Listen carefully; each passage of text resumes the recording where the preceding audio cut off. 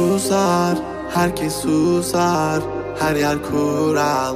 Yıkın duvarları, uğra, yanıma uğra. Bir yazı tura, bükelim tüm kolları.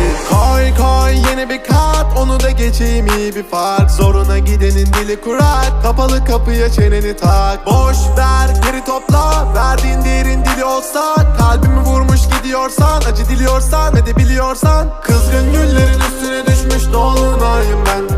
Soldum bir kere geriye dönersem yok olayım ben.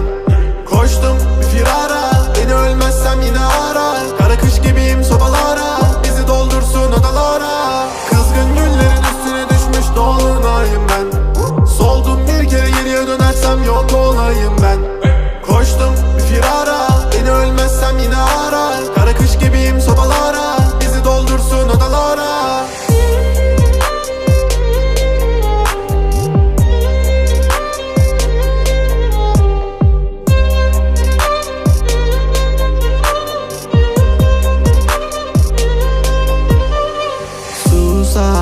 Herkes susar, her yer kural.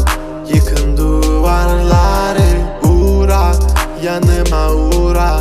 Bir yazı tura, bükelim tüm kolları.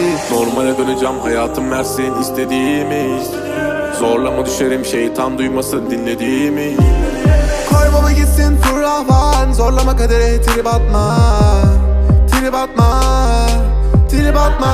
Normale döneceğim, hayatım versin istediğimi. Zorlama düşerim, şeytan duymasın dinlediğimi. Koy baba gitsin fırlavan, zorlama kadere trip atma. Trip atma, trip atma.